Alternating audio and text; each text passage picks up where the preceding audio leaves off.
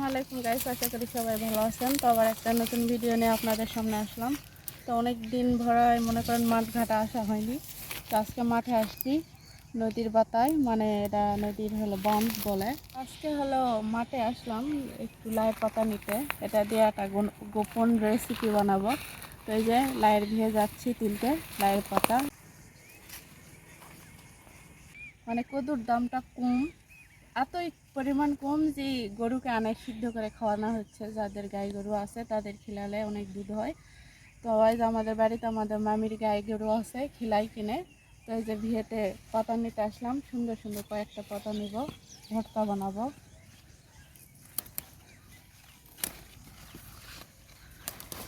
লাউ ডগা ভাজিও খেতে অনেক স্বাদ।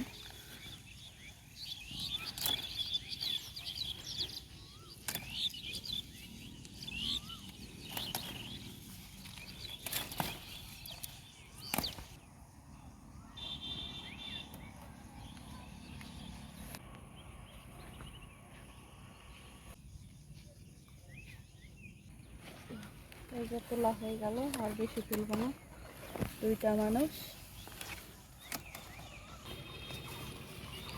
লাউ ডগা ভাজি খাইতে অনেক স্বাদ লাগে, আমরা খাই। তো এই যে লাইয়ের পাতা তোলা হয়ে গেল, কিছু আনিনি, হাতে করেই তুলে নিয়ে যাচ্ছি। এই যে এখন বাড়িতে যাচ্ছি।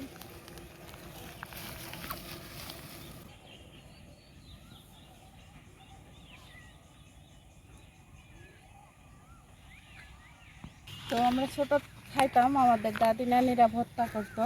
তো এটা লাইয়ের পাতা খাওয়া অনেক উপকারী, এটা পুষ্টিকর খাবার। তো আমরা মাসে 2-3বার এরকম খাওয়া হয়ে যায়।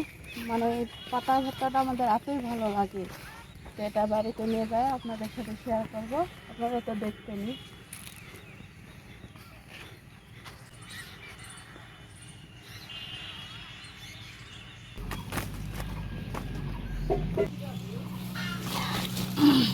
পাতার ভিতর পোকা মাকড়সা এগুলো থাকে, এই কারণে ঝাড়ে ঝাড়ে নিতে হবে আর ভালো করে বেছে নিতে হবে। তো আমি একটা একটা করে ভালো করে বেছে নেব।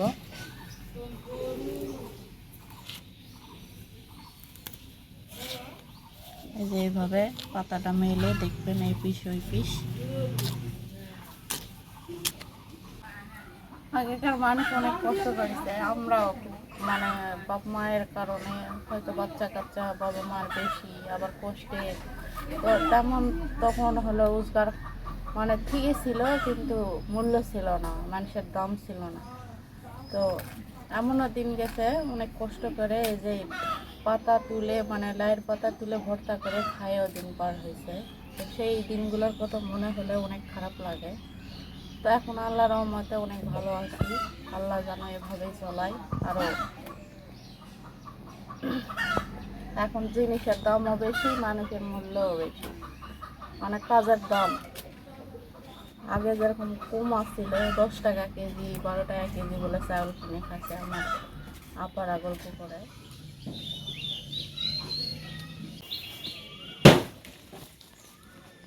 তো বাসা হয়ে গেল, এখন এটা ধুয়ে নেব।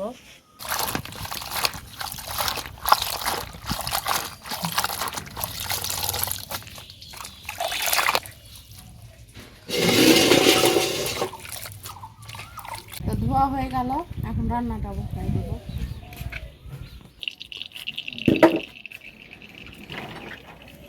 চুলাটা ধরে গেছে, এখন কড়াইটা তুলে দিলাম।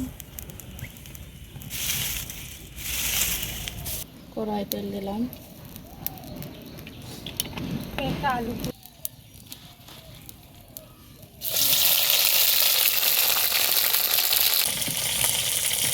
এটা মরিচে দিয়ে দিলাম, আগে পেঁয়াজটা দিলাম, রসুন,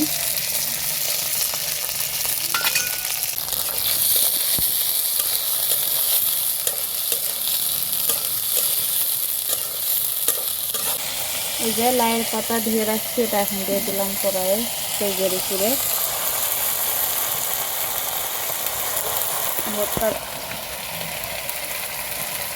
লবণ দিয়ে দিলাম পরিমাণ মতো, পাতাটা উড়ে যাবে পাতার উপর দিলে।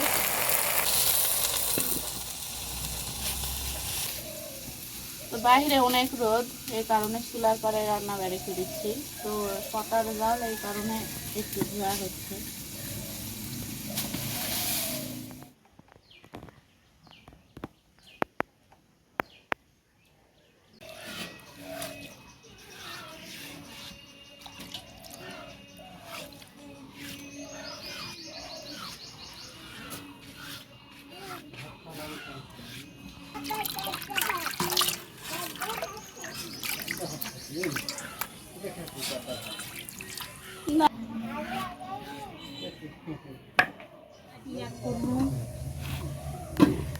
বিকালে থাল বাসন মাজা হয়নি, এই সময় আবার ঝাঁটা নাই আমার দিয়ে যাবো।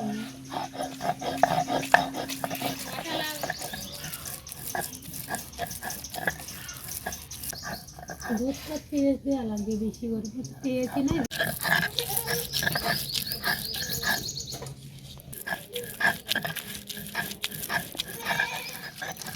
তো ভর্তাটা পিষা হয়ে গেল, এখন একটু সরষার তেল দিয়ে বাটিতে তুলে নেব।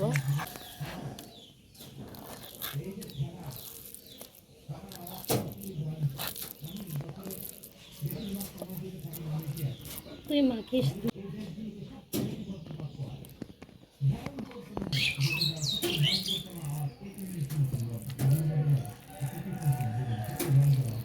ওটা দিয়ে কাজ করে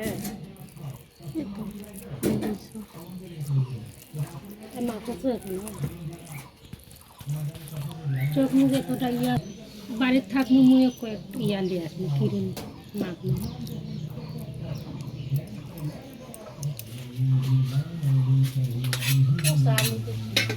তো গাইস, এই তো আমার কদুর পাতার ভর্তা হয়ে গেল। তো আজকের ভিডিওটা এই পর্যন্তই। পরবর্তী ভিডিওতে দেখা হচ্ছে। আল্লাহ হাফেজ। আর সবাই আমার জন্য দোয়া করবেন। তো আর আমার কদুর পাতার ভর্তাটা কেমন হলো অবশ্যই কমেন্ট করে জানাবেন।